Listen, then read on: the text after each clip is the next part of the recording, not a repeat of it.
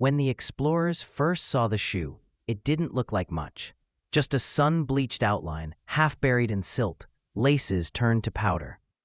But when they lifted it from the sand, the rubber sole peeled away like parchment, and a faint logo appeared. ASICS Trail 2004. That model hadn't been made in nearly 2 decades. The find happened in March 2022, during an amateur mapping expedition in a restricted section of Death Valley known as Blacktop Basin, 30 miles from the nearest marked road. The group was following an old drainage pattern when one of them, a geology student named Evan Kerr, spotted the shoe protruding from the sand. 2 days later, rangers found the second shoe, another ASICS Trail 2004, smaller size, bright blue trim, lying almost 9 miles south of the first.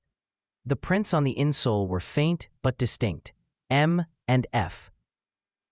It took only a day for authorities to connect the dots. The shoes belonged to Michael and Fiona Baird, a couple from Nevada who vanished during a heat wave in 2004 while attempting to cross Death Valley in a Jeep Cherokee. Their disappearance had haunted investigators for years, a case that became legend among desert rescue teams. Now, 18 years later, the desert had given something back.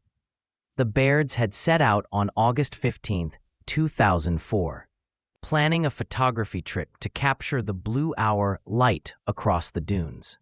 Their last recorded gas purchase was in Shoshone at 2:17 p.m. The temperature that day reached 127 Fahrenheit.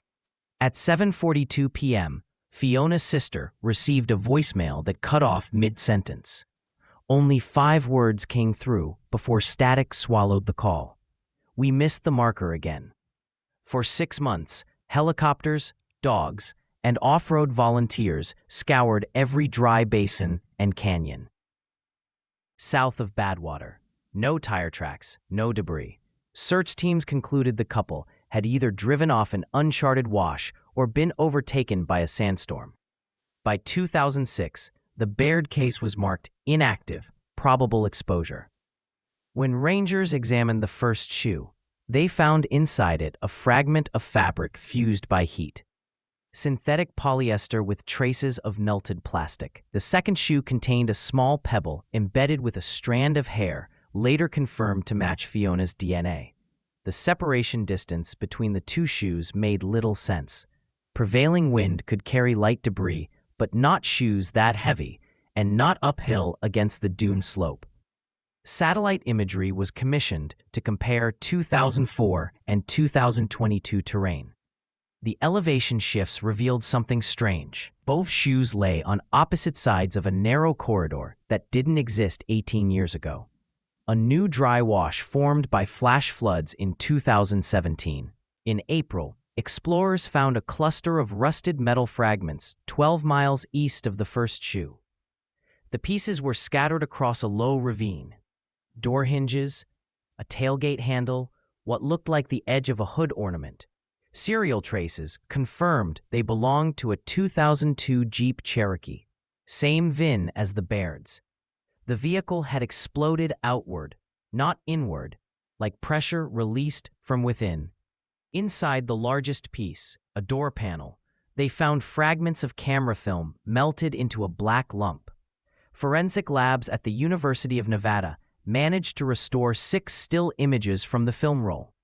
Sunrise on dunes, Fiona's handwriting labeling it Day 1, perfect light. Michael adjusting the tripod, horizon tilted. Jeep dashboard reading 126 degrees Fahrenheit. Shadow across sand, shape elongated, not matching either of them. Fiona's reflection in the side mirror, mouth open as if speaking. Black frame, timestamp 08-1504, 1945. The camera stopped there. Investigators mapped every known search coordinate from 2004 against the new GPS points from 2022. A line drawn between the 2 shoes formed a near-perfect arc through the basin. When they overlaid the path on satellite thermal data, they saw heat signatures rising in the same arc. pockets of air still 10 to 15 degrees warmer than the surrounding desert, even at night. Geologists suggested underground volcanic vents, but one thermal image showed something else: two small heat plumes exactly 9 miles apart, the same distance separating the shoes. Both moved slightly between satellite passes, as if pulsing. Among the scattered Jeep debris, they found a metal canister sealed with wax. Inside, preserved miraculously dry, were 6 pages torn from a field journal. The entries were short, written in pencil. Wind won't stop, compass spinning. Saw, dust plume ahead, wasn't a car. Fiona sleeping. Keeps saying she hears the ground humming. I think we're walking in circles that aren't ours. The last page ended mid-sentence. Graphite snapped. Forensics dated the graphite smudge. August 16, 2004, the day after the voicemail. When the report went public, people fixated on that one phrase, the ground humming. Scientists called it a mirage effect, wind tunneling through underground channels. But among Death Valley locals, old stories resurfaced. Tales of the singing dunes, the rare phenomenon when sand vibrates deep enough to sound like a human voice. That sound had been recorded dozens of times before. What made this case different was that it seemed to follow them. In July, a second expedition found a wristwatch buried 3 feet down near the second shoe. The hands were frozen at 7:45 p.m., the same timestamp as the last photo on the melted film. Inside the watch face, beneath cracked glass, a small grain of quartz rattled loose, common in Death Valley, except this one glowed faintly when handled under UV light. When scientists tested the grain, they found traces of lithium sulfide, an element not naturally occurring in that sediment layer. The heat source that altered it was likely electrical, not geological. Whatever the Bairds encountered that night had left a chemical fingerprint behind. 18 years later, the desert remained silent. The shoes were placed in evidence storage, each sealed separately, their laces still twisted with sand. Every few months, the custodians checked them for decay, and sometimes, when the air conditioner fails and the temperature spikes, a faint vibration runs through the glass. They say it's just expansion. But those who stood there long enough claim they can hear it, soft, steady, rising from the soles upward, a sound like the desert breathing.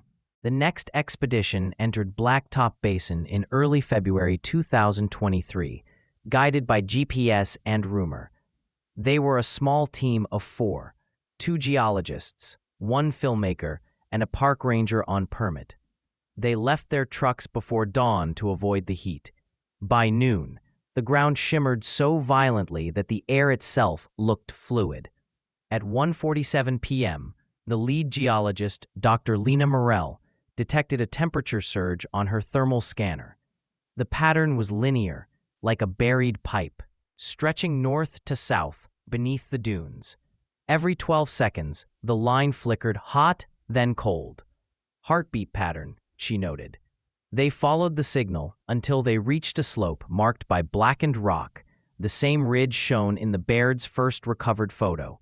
At its base, a new fissure split the sand, wide enough for a person to crawl inside.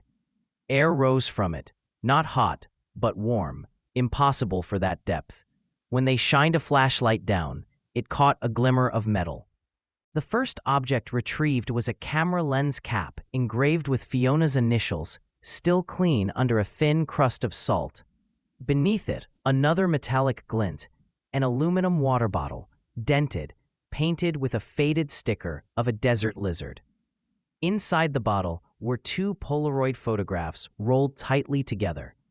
The first photo showed dunes under heavy cloud cover, lightning in the distance. The second, darker and blurred, depicted what looked like a tunnel entrance cut into saltstone. A human silhouette stood at the edge holding a flashlight. Fiona's handwriting was scrawled across the margin. Found where it hums loudest. Will rest here till dawn. No coordinates, no date. When the team widened the fissure, They discovered a narrow hollow about 8 feet deep. The walls shimmered faintly, coated with crystallized minerals that reflected light like frost. At the center of the hollow was a pile of objects arranged in a circle: broken glass, shells, melted plastic, and one shoe sole cut cleanly in half. As they examined it, the temperature on all their sensors dropped by 4 degrees. The air vibrated faintly. Then, from somewhere below, came a low tone, almost musical, a drawn-out hum that rose and fell in pitch. They froze, listening. It pulsed exactly every 12 seconds, the same rhythm Lena had recorded earlier. She placed her hand on the wall. It quivered beneath her palm, like something breathing.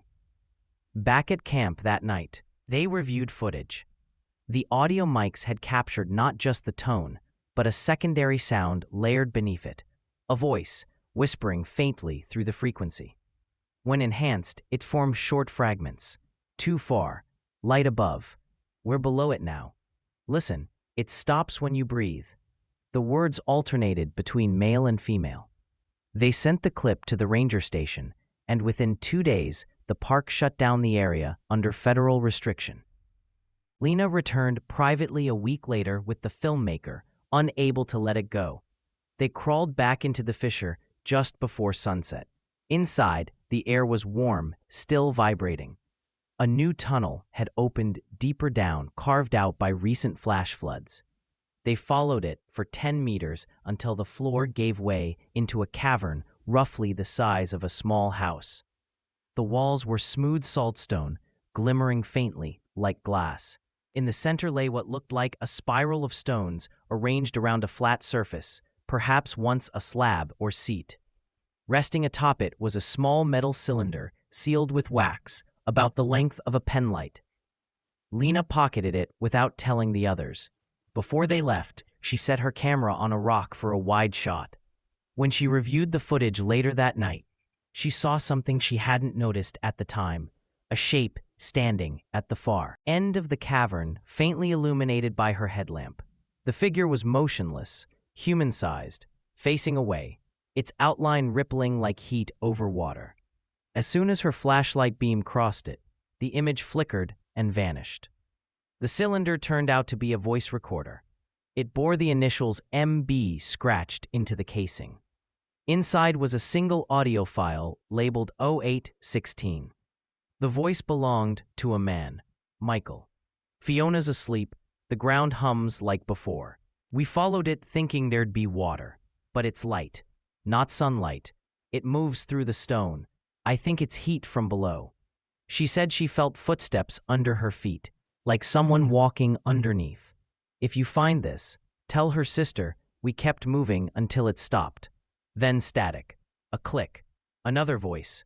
Fiona's, distant but clear. It's not stopping. The file ended there. After the recording leaked, speculation exploded online. Some said geothermal pockets had created resonance chambers under the basin. Others insisted the Bairds had stumbled into one of the desert's rare singing dune convergence points, where 2 sound sources overlap and trap vibration. But Lena knew what she'd heard. The hum had a pattern too precise for wind or geology. It reacted to movement, pausing whenever they spoke and resuming only when they fell silent. She returned one last time in July, alone. The fissure was almost buried again. She dug for hours under the sun until the air began to shimmer and the sound returned, low, deep, endless. She recorded it for 12 minutes before her equipment overheated. When the file was later analyzed, the waveform contained faint spikes forming letters at regular intervals, M and F repeating across the spectrum like coordinates. The last entry in her field log read, "The desert isn't empty, it's listening." No one saw her after that trip. Her truck was found at the trailhead 2 days later, keys still in the ignition, her notebook on the passenger seat. The final line of her notes was written in pencil, faintly smudged by sweat. The hum stopped at exactly 7:45 p.m. The same time burned into the Baird's melted watch. By summer 2024, Blacktop Basin was closed to civilians, but that never stopped people from coming. Rumors of the humming corridor drew journalists, ghost hunters, and off-the-record geologists. The federal team that took over built a perimeter fence around the fissure and brought in portable labs. Their brief was simple: determine if the sound was seismic, geothermal, or something else. They never published their data. A volunteer firefighter named Tom Reyes was part of the logistics crew, hauling water to the base camp. He said the hum didn't come through the ground anymore. It came through the air, low enough to feel in your teeth. At night, under clear sky, the sound seemed to pulse between dunes, moving in perfect 12-second intervals. When it stopped, you could hear a faint echo, like someone exhaling. On August 14, 2024, one of the researchers, Dr. Havel, lowered a microphone array into the fissure to record the source. The feed ran clean for 3 minutes before the spectrum spiked. What returned wasn't a hum, but a rhythm of knocks. 4, pause, 4, pause, then silence. He thought the equipment had shorted, but when he checked the waveform later, each knock had micro-variations that, when converted to frequency, produced letters in Morse code. The sequence spelled MF. 2 days later, a maintenance drone mapping the basin's southern rim captured a large subsidence collapse.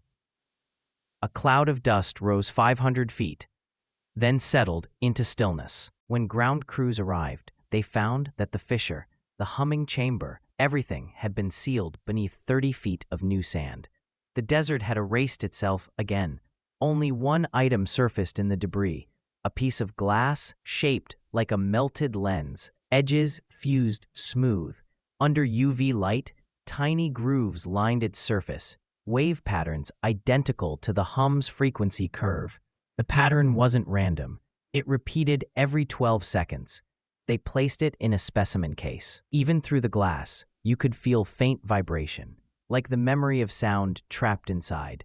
When the dig team packed up, Tom Reyes stayed behind for a final inspection.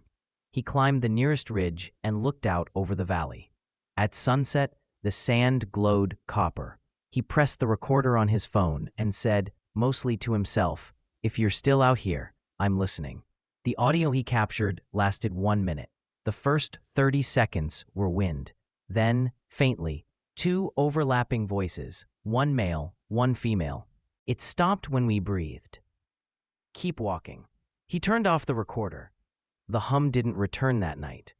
Months passed. When winter storms rolled through, flash floods reshaped the basin again. A helicopter survey in January 2025 showed a fresh trench near the original site. At the bottom lay 2 white objects, side by side, partially uncovered by wind. The soles of shoes, one large, one small. Both were pointed in the same direction, west, toward the mountains. Rangers collected them. The heat patterns had baked the rubber into stone, but DNA swabs on the interior lining still matched Michael and Fiona Baird. No remains were found. The shoes were returned to storage, sealed in separate boxes.